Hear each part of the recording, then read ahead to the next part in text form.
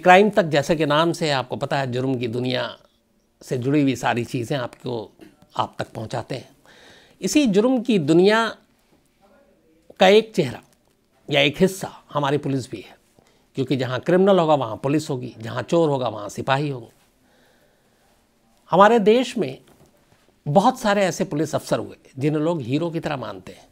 बचपन में मैंने भी कुछ ऐसे नाम सुने जिसमें लोग कहते थे यार हीरो है, और कई तो ये भी कहते थे ये फिल्मी हीरो तो नकली होते हैं, असली हीरो तो ये पुलिस वाले हैं। लेकिन फिल्मों का भी बड़ा रोल रहा। उन्होंने पुलिस को जिस तरीके से पर्दे पे, बड़े पर्दे पे दिखाया, घर घर तक पुलिस की एक इमेज पहुंची। पर पुलिस है क्या? एक पुलिस अफसर की ज़िंदगी क्या होती है? एक पुलिस अफसर को किन चुनौतियों का सामना करना पड़ता है, किन खतरों का सामना करना पड़ता है, कैसे जब वो ड्यूटी पे या बाहर होता है तो अपनी फैमिली को लेके उसके मन में एक टेंशन होती है, एक डर होता है, क्योंकि पुलिस वाले किसी शरीफ शख्स और अच्छे इंसानों से तो हर वक्त उनका पाला पड़ता नहीं है। चोर उचक्कों, क्रिमिनल, डॉन, माफिया, इनके साथ पाला पड़ता है। अब वो भी कम बदमाश नहीं होते, तो कई बार ऐसी दुश्मनी की बात भी आती है, कई बार पुलिस टीम पे हमले की भी बात आती है। तो कुल मिलाकर अपनी ज़िंदगी, अपनी जान जोखिम में डालकर जिस तरीके से वो ड्यूटी, अपना फ़र्ज़ निभाते हैं, यही वजह है कि बहुत सारे पुलिस वालों को हमारे समाज में एक हीरो का दर्जा मिला है। ये मैं सारी बातें इसलिए कह रहा हूँ क्योंकि एक पुलिस अफसर है जो आज आपके सामने होंगे, थोड़ी देर के बाद उनसे बातचीत भी होगी। एक वेब सीरीज़ आई थी भौकाल, आपको याद होगा। यहाँ पे सिर्फ 2 गैंगस्टर राज चलता है, पूरब में मोहम्मद शौकीन खान का और पश्चिम में चिंटू डेढ़ा और पिंटू डेढ़ा। आज के बाद हमारा सिर्फ एक ही मकसद होगा, मुजफ्फरनगर में क्राइम को खत्म करना। और ये MX प्लेयर पे आई थी। अब उसी MX प्लेयर पर भौकाल सीज़न 2 आ रही है, और ये जो सीज़न 2 है भौकाल, ये उसी सुपर कॉप की कहानी है।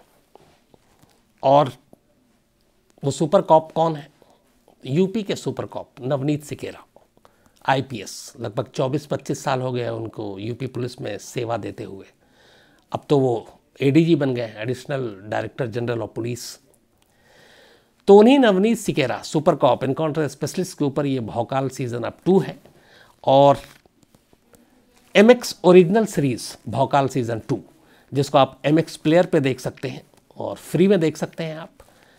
और इस बार जो इनकी टैगलाइन है वो ये है कि इस बार शांति नहीं, सर्वनाश होगा।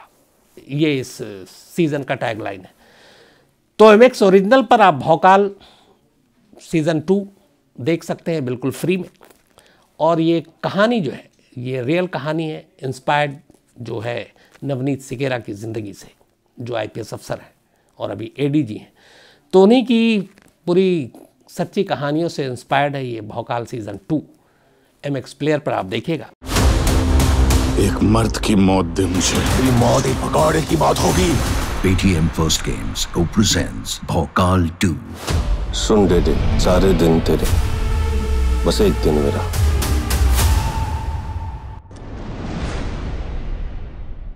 अब जब भौकाल सीज़न 2 की बात हो रही है और जिस शख्स की ज़िंदगी की कहानी के ऊपर ये बनी है, अगर उसी शख्स से हम पुलिस की ज़िंदगी, पुलिस के ख़तरे, पुलिस की चुनौतियाँ, पुलिस के नुकसान, पुलिस के नफ़े, political pressure, encounter, law and order, उनकी अपनी पर्सनल लाइफ, उनकी टीम को संभालने का तरीका, ये सब मुझे लगता है उनसे बेहतर और कौन बता सकता है।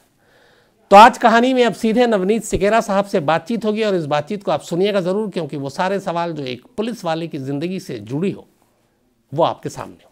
IPS, super cop, encounter specialist, पता नहीं क्या क्या नाम से नवाजे गए। तो बहुत बहुत स्वागत है नवनीत सिकेरा साहब आपका। और जम्स भाई, ये आप एक्स्ट्रा तारीफ कर रहे हैं, इतनी तारीफ मैं डिजर्व नहीं करता हूँ। ये आपकी दरिया दिली है कि आपने इतने सारे विश्लेषण और मेरे नाम के आगे जोड़ दिए। मैं आपका शुक्रगुजार हूँ। भाई ये बताइए था कि ये सुपर कॉप, एनकाउंटर स्पेशलिस्ट, ये सब जो नाम और ये तमगा दिया जाता है, तो आपने चूंकि आपके साथ ये बहुत ज़माने से जुड़ा हुआ है, आपको पर्सनली कैसा लगता है? मतलब एक पुलिस अफसर, एक IPS तो ठीक है, उसके साथ फिर ये सुपर कॉप, एनकाउंटर स्पेशलिस्ट, अब तक 56, 60, 65 जो गिनती गिनाई जाती है, ये जब आप सुनते हैं, और अक्सर आप सुनते ही रहते होंगे बहुत सालों से, तो आपको पर्सनली कैसा लगता है? शम्स भाई, मैं आपको एक राज की बात बताता हूँ, और मेरे ख्याल से कई सालों के बाद ये इंटरव्यू आज हम आपके साथ रूबरू हो रहे हैं। आज दिल से ऐसी बातें बताने का मन कर रहा है कि जो बातें जनरली हम लोग कह नहीं पाते। देखिए, क्राइम को लेकर जो सिचुएशन है समाज में, वो लोग इतने परेशान रहते हैं, इतनी सारी अव्यवस्थाएं फैली हुई हैं कि अगर कोई भी पुलिस अधिकारी, कोई भी अधिकारी, प्रशासनिक अधिकारी थोड़ा सा भी दिल से काम करना शुरू कर दे, तो लोग उसे ना अपने आप अपना हीरो बना लेते हैं कि देखो ये अच्छा काम कर रहा है। उसको कोई नया काम करने की आवश्यकता नहीं है। जो काम है बस ईश्वर की शपथ लेकर उसको ये कहना है मुझे सही करना है। That's it. सिर्फ इतना कर दो, आप शम्स भाई यकीन मानिए, जनता उसको सर आंखों में बिठा लेती है। एक छोटी सी जरूरत होती है कि हम ईश्वर को साक्षी मान के, ये सोचते हुए कि देखो ईश्वर ने बहुत हमें किस्मत लकी माना है कि हमें सिविल सर्विसेज जैसे एग्जाम में पास करा दिया, तो उसको ईश्वर का एक वरदान माने हम, और वो वरदान मानते हुए हम सही काम करें, बस दैट्स इट।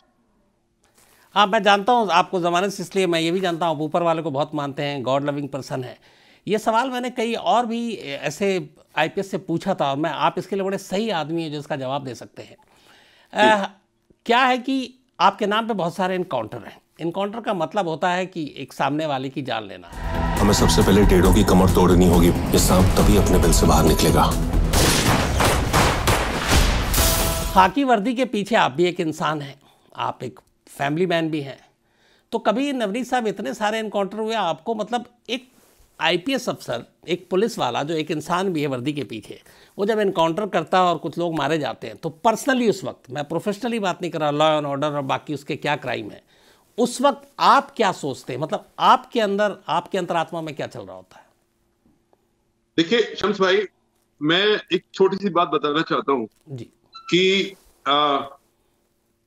घर में कई बार वॉश बेसिन होता है, उसमें ना चींटियां आ जाती हैं जी। तो मॉर्निंग में जब ब्रश करने जाता हूं मैं, तो मेरी हिम्मत नहीं पड़ती टैप खोलने की कि ये बेचारी निर्दोष चींटियां हैं, ये पानी में बह जाएंगी। तो मैं वहां पे जनरली एक कागज का एक टुकड़ा रख देता हूं, जिससे कि उससे उठाकर, या न्यूज़पेपर होता है उससे कोने से उठा कर पहले साफ करता हूं, ताकि कोई निर्दोष चींटी मतलब मेरी लापरवाही से ना मरे। हम सब का दिल बहुत कोमल होता है, हम सब बहुत ही कोमल हृदय वाले हैं। और मैं आज एक बात आपको बताऊं, कई इनकाउंटर्स ऐसे हुए, मैं बिल्कुल सच बोल रहा हूं, जिसके बाद पलट के जब मैं गाड़ी में बैठा तो मेरी आंखों में से आंसू गिरे। उनको छिपाया, क्योंकि वो माहौल थोड़ा सा डिफरेंट होता है। होता ये कि इतना गलती कहीं से शुरुआत होती है, उस गलती की शुरुआत में कहीं ना कहीं जो हमारा सिस्टम है उसमें बहुत सारे इंप्रूवमेंट्स लाने की भी आवश्यकता है। जब हम लोग जॉब में आए थे तो लगता था कि नहीं हम ये कर देंगे तो ठीक हो जाएगा, ये कर देंगे तो ठीक हो जाएगा, लेकिन जैसे जैसे सीनियरिटी बढ़ी, समझ बढ़ी, तो समझ में आता है कि नहीं, छोटे मोटे नहीं, अभी बहुत ज्यादा चेंजेस करने की आवश्यकता है सिस्टम के अंदर, तब जाकर हम चीजों को सही कर पाएंगे। कई बार क्या होता है, हमारा सिस्टम ही एक भले इंसान को क्रिमिनल बना देता है। एक बार वो बन गया, उस वक्त हमें मदद करनी चाहिए, स्टैंड लेना चाहिए, हम नहीं ले पाते। एक बार वो क्रिमिनल बन गया तो फिर उसको बेल कराने के लिए पैसा चाहिए। अब वो जेल में है, गरीब लड़का है, या उसकी मदद कोई नहीं कर रहा है, फिर वो क्या करेगा, जेल से पैसे के लिए उगाही करेगा, तो फिर दोबारा से वो एक मुकदमा और कायम हो जाएगा। एक मुकदमा कायम हो गया तो उसके बाद फिर पुलिस को ऊपर कार्रवाई करेगी। अब पता चला 4 मुकदमे कायम हो गए, अब उसको 4 की बेल लेनी है, 4 मुकदमे लड़ने हैं। तो आप मेरी इस बात समझ रहे हैं, ठीक है? और वो इतना बड़ा नासूर बन जाता है कि उसके बाद जो गवाही होती है उसको लोग गवाहों को मरवा देता है, जो उसके अगेंस्ट खड़ा होता है। अब पता चला कि 40 मुकदमे कायम हो गए। तब वहां पे पता चलता है, जब जिन की हत्याएं उसने कराई हैं, उनकी जब विधवा आकर अपने बच्चों के साथ एसएसपी के सामने रोती है, शम्स भाई बहुत मुश्किल होता है उस वक्त कि उसके पति की हत्या क्यों हुई, सिर्फ इसीलिए कि वो एक गवाह था। उसकी कोई गलती नहीं थी, उसने एक क्राइम देखा, एक सिटीजन की तरह उसने गवाही देने की कोशिश की, मार दी गए। और ऐसी थी जब छोटे छोटे बच्चे आते हैं, आपका दिल फटने लगता है कि ऐसा क्यों हो रहा है। आपको लगने लगता है मैं क्यों हूं यहाँ पे एसएसपी, क्या फायदा मेरे रहते हुए। रोज तो 2 मर्डर हो जा रहे हैं, रोज क्रिमिनल्स मार दे रहे हैं, तो बड़ा ग्लानि होती है अपने ऊपर। लगता है कि क्या फायदा, मतलब हम लोग कुछ नहीं कर पा रहे हैं। कई बार फिर मन में ये आता था कि इसके ऊपर 55 मुकदमे कायम हैं, अब इसने फिर से धमकी दी है, फिर से मर्डर कर दिया, ये 56 में होगा, तो 55 में इसको सजा नहीं मिली तो 56 में कैसे मिलेगी। तो मैं आपसे बता रहा हूँ, मन में ना बहुत द्वंद्व होते हैं और बहुत कुछ चलता है उस वक्त। उसको इस इंटरव्यू के माध्यम से डिटेल में बता पाना थोड़ा मुश्किल है। कभी आपके साथ बैठेंगे तो जरूर चर्चा करेंगे। अगर हम में से किसी से गोली ना चले तो वो खुद को गोली मार लेगा। देवता माइयों की आखिरी रात होगी। अब नए हथियारों के साथ मचाएंगे मुजफ्फरनगर में भौकाल। गोलियां मत गिनना आज कोई भी।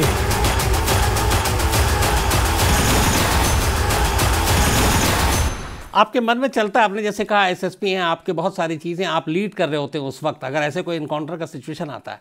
लेकिन ये समझ में नहीं आता कि जो आपके साथ, चूंकि आप अकेले तनहा नहीं होते, एक पूरी टीम होती है आपकी जो इनकाउंटर में और ऐसे ऑपरेशन में शामिल होती है। ऐसी टीम को आप कैसे हैंडल करते हैं? क्योंकि उसमें अलग अलग सोच के लोग हैं, अलग अलग तरह के लोग हैं यहाँ पे की पुलिस में, लेकिन एक लीडर के तौर पर ऐसी टीम को ऐसे ऑपरेशन के लिए आप कैसे उनको हैंडल करते हैं आप लोग? शम्स भाई, ये बहुत अच्छा प्रश्न आपने किया। और मैं अपनी, मतलब मैं जो कुछ हूं या जितना मुझे सम्मान मिला समाज में, वो सारा सम्मान की असली हकदार मेरी टीम है। मैं आपको बिल्कुल सच्ची से बता रहा हूं, असली हकदार वो टीम है जो दिन रात काम करती थी। और बस आपने पूछा टीम मैनेज कैसे करते थे, तो सिर्फ एक फॉर्मूला था, मैं टीम का सीनियर ऑफिसर या मैनेजर नहीं था, मैं टीम का एक हिस्सा था और पूरी टीम मेरे भाई थी। रात में 2 बजे मेरी टीम घर आती थी कई बार, और रात में पता चलता था कि होटल्स बंद है, खाना नहीं खाया उन्होंने। आप यकीन करिए कि टीम के मेंबर्स, हो सकता है इसको देखें, रात में अपने घर में खिचड़ी तहरी अपनी वाइफ से बनवा कर डाइनिंग टेबल पर एक साथ बैठकर हम सब, चाहे वो कांस्टेबल हो हमारा, चाहे वो फॉलोअर हो जो टीम का मेंबर है, मैं बैठता था, मेरी वाइफ सर्व करती थी रात में 2-2, 3-3 बजे हमारे घर में ऐसे ही खाना खाया जाता था। तो हम टीम में कोई ये नहीं था कोई सीनियर है जूनियर है, सब एक दूसरे की चाई करते थे, एक दूसरे का मजाक उड़ाते थे और एक दूसरे के साथ गोंद की तरह चिपक के खड़े होते थे। तो बेसिकली टीम की जो कल्चर होती है उसमें बॉस नहीं होता कोई, उसमें बॉसीपना नहीं चलता कि भाई तुम्हें ऐसा करना है। कोई भी इंसान अपनी जान जो है सिर्फ इसीलिए नहीं देगा कि मेरे बॉस ने कहा है, उसके लिए एक बॉन्ड बनाने की जरूरत पड़ती है। दिल का जब बॉन्ड बनता है, उसको पता होता है कि we are there for each other. तो वो विश्वास जिस दिन पैदा होता है ना कि ये मेरा साथी जो खड़ा हुआ है ये पीछे हटेगा नहीं, ये मेरे साथ खड़ा रहेगा, इस विश्वास के साथ जब आप आगे बढ़ते हैं तो टीम एकदम चिपक के काम करती है। अभी हाल में मैंने मूवी देखी थी 83, जिसमें कपिल देव साहब ने बिल्कुल से टीम को जोड़ा। तो आप यकीन मानिए मुझे भी अपनी टीम के सभी मेंबर्स याद आ रहे थे और सभी मेंबर्स मेरे से जुड़े हुए हैं। मेरी तकरीबन 1 हफ्ते में सबसे एक बार बात हो ही जाती है। आज भी उतनी ही दिल लगी से बात हम लोग करते हैं जैसे पहले करते थे। तिवारी जी का अपहरण कर लिया गया, ये सब मुजफ्फरनगर में नहीं चलने देंगे। सर, आप यहाँ क्राइम खत्म करने आए हैं या बढ़ाने आए हैं? नया जी रिजल्ट एग्जाम के बाद डिक्लेयर होता है, एग्जाम के बीच में नहीं। थोड़ा सब्र रखिए, सब पता चल जाएगा। अच्छा, आपको एक चीज़ जो सवाल कई बार ये उठता है, इतना लंबा अर्सा, करीब 24 से 25 साल हो गए आपको पुलिसिंग में, है ना?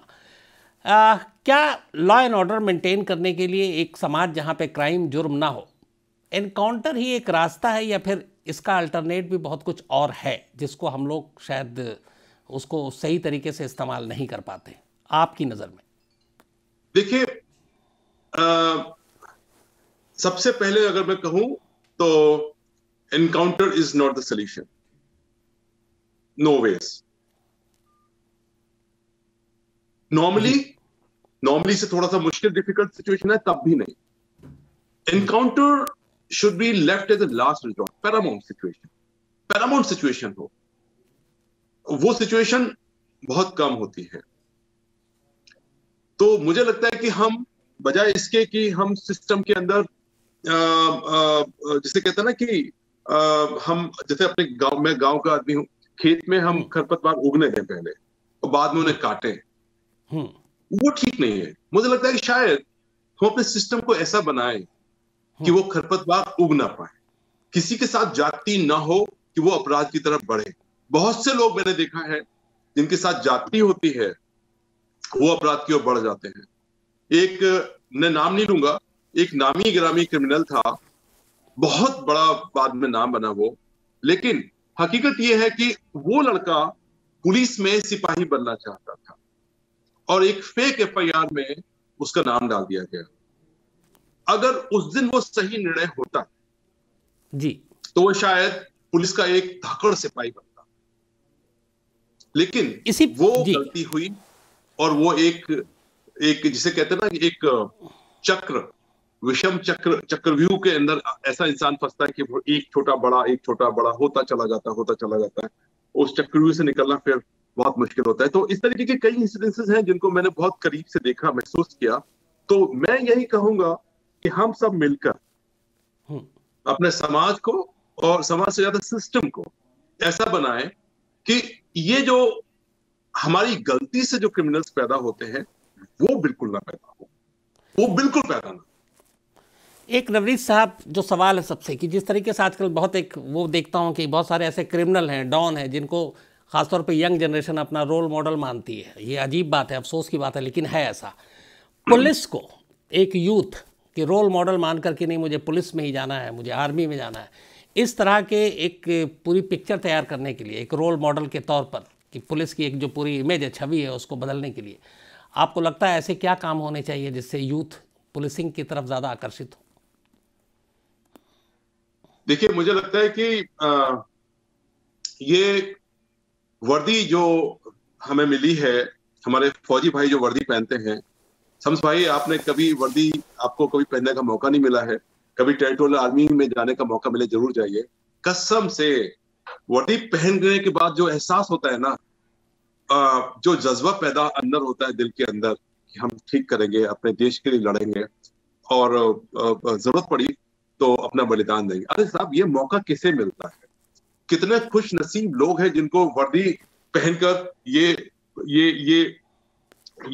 करने का मौका मिलता है कि हाँ, मैं देश के लिए, समाज के लिए कुछ करने के लिए खड़ा हूं और ये वर्दी मुझे इस संविधान ने दी है, इस देश ने दी है, देश की जनता ने दी है, मैं पहन के खड़ा हूं और मैं आपकी सुरक्षा में खड़ा रहूंगा।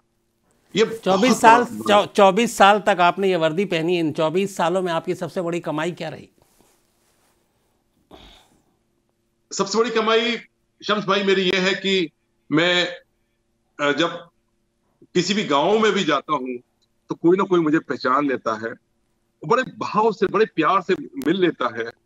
मुजफ्फरनगर में तो कहूंगा कि कोई भी गांव ऐसा नहीं है जहां मैं जाऊं और मुझे जो है सब लोग प्यार से मेरी कॉली ना भर ले और कहें कि लल्ला अब तू खाना खा के जाएगा।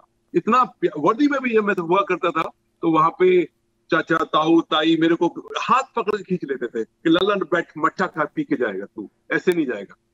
इतना लाड़ मिला मुझे मुजफ्फरनगर से, इतना प्यार मिला। मुजफ्फरनगर ही नहीं, क्योंकि मुजफ्फरनगर में मैं थोड़ा समय ज्यादा रहा तो मैं ज्यादा घूम पाया, बाकी जगह पर ही मुझे बहुत प्यार मिला। और मैं सच बता रहा हूँ कि ईश्वर ने जो सम्मान दिया है, जो प्यार मिला है मेरे को, इससे बड़ी कोई कमाई हो नहीं सकती। एंड आई फील मिलियनेयर कि मेरे पास इतनी कमाई है, लोगों का इतना प्यार है। नहीं, यही दुआ हम सबकी उम्मीद भी आने वाली जनरेशन भी जो है और पुलिस की जो हमारी इमेज है वो भी सब अच्छे से इसी तरह से बदले। आपसे बात करके वाकई बहुत अच्छा लगा नवनीत जी, थैंक यू सो मच बात करने के लिए। Thank you so much Shams भाई, बहुत दिनों बाद आपसे बात हुई, आपकी आवाज सुनी और एक जमाने में तो आपको बहुत खतरनाक टीवी चलाया करते थे। आप तो थैंकफुल कि आपने आज मुझे बख्श दिया। तो आपने सुना नवनीत सिकेरा जी को, IPS, अभी ADG, और इन्हीं की ज़िंदगी, इन्हीं की कहानी से इंस्पायर्ड होकर भौकाल सीज़न 2 जो MX ओरिजिनल वेब सीरीज़ है, MX प्लेयर पर है, बिल्कुल फ्री है, आप इसको देख सकते हैं। और इस बार इसका टैगलाइन है, इस बार शांति नहीं बल्कि सर्वनाश होगा। तो MX प्लेयर पर भौकाल सीज़न 2 नवनीत सिकेरा जी की ज़िंदगी की जो कहानियाँ हैं उनसे इंस्पायर्ड होकर बनाई गई। देखिए, देखकर बताइए कैसी लगी आपको। फर्स्ट गेम्स प्रेजेंट्स भौकाल 2। सुन दे सारे दिन तेरे, बस एक दिन मेरा।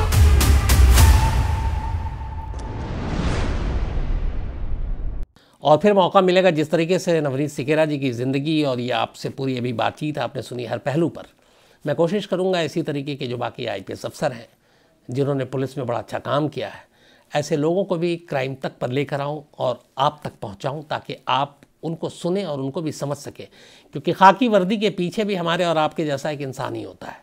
तो आज कहानी में इतना ही। अब आपसे मुलाकात होगी कल किसी नई कहानी के साथ। तब तक अपना ख्याल रखिएगा, अपनों का ख्याल रखिएगा। Thank you very much.